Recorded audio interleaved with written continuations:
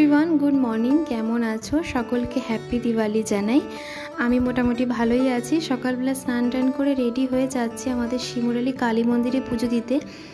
রাতের বেলায় বলতে দুপুরবেলা 2টোর সময় অমাবস্যা লাগার কথা, তো রাতের বেলায় আমার আসা হবে না, তার জন্য আমি সকালবেলা প্রতি বছরই কালী পুজোর দিন সকালবেলা স্নান টান করেই মন্দিরে, কালী মন্দিরে যাই আমি মায়ের কাছে পুজো দিতে। তো এই যে এখানে মন্দিরেও চলে এসেছি।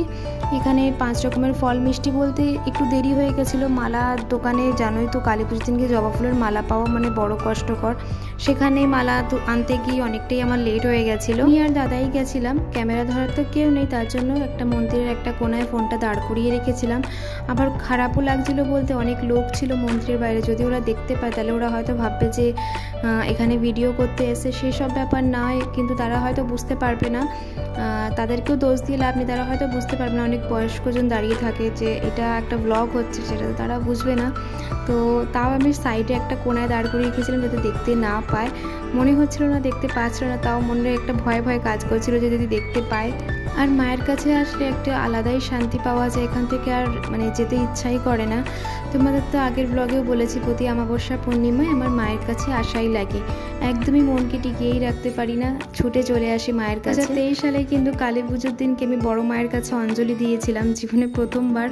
তো সত্যি বড় মায়ের কাছে অঞ্জলি দেওয়া একটা খুবই কঠিন ব্যাপার যাকে বলে, মানে এতটা ভিড় হয় ওখানে যে ঠিক করে মানে কিভাবে কষ্ট করে প্রাণে ফিরেছিলাম বাড়ি, সেটা একমাত্র হয়তো বড় মাই রক্ষা করেছে, তার জন্য হতো না।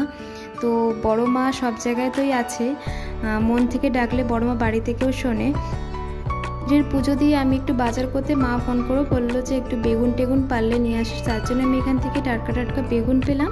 এখান থেকে বেগুন, কিছু টুকিটাকি সবজি নিয়ে এবার বাড়ির দিকেই যাবো।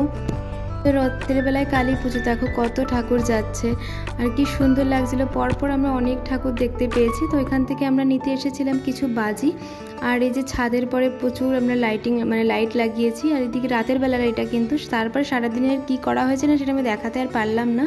তো এদিকে সুন্দর করে মোমবাতি দিয়ে সাজিয়ে দিয়েছি। আমার না এই দিওয়ালিটা ভীষণ ভালো হয়, কেন কি চারিদিকে আলো আর আলো, অন্ধকারটা ঠিক আমার না পছন্দই হয় না, তার জন্য চারিদিকে আলোয় আলোয় থাকে। তো তার জন্য আমার সবথেকে মানে পছন্দের একটা ফেস্টিভ্যাল যাকে বলে দুর্গাপুজো আর কালী পুজো। আমার এই দুটো ফেস্টিভ্যালটা যে কী ভালো লাগে। আর বেশিরভাগই কালী পুজোর দিন কিন্তু চারিদিকে আলোয় আলোয় থাকে, আর দুর্গাপুজোতেও তাই।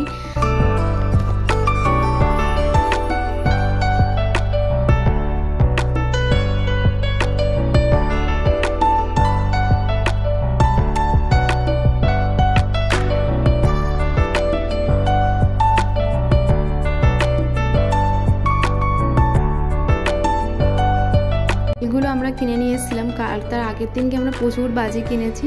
এই সিলগুলো এত সুন্দর উপরে গিয়ে হয়েছিল না, কি অপূর্ব সুন্দর লাগছিল দেখতে। আর এখনকার বাজিতে এত অল্প মশলা ভরা যে 1 মিনিটেরও বেশি থাকেই না। পুজোর জন্যই তারাবাজি নিয়ে এসেছিলাম, ও তো একটুও হাতেই নিচ্ছে না, ভয়তে কাঁপছে। তো ছোটোবেলার কথা মনে পড়ে গেল, আগে বাবাও কিন্তু আমাকে প্রচুর তারাবাজি এনে দিত, আর আমি হাতে নিয়ে ধরে ক্যাবলার মতো দাঁড়িয়েই থাকতাম। সেই ছোটোবেলার দিনগুলো আজকে তারাবাজি দেখে মনে পড়ে গেল।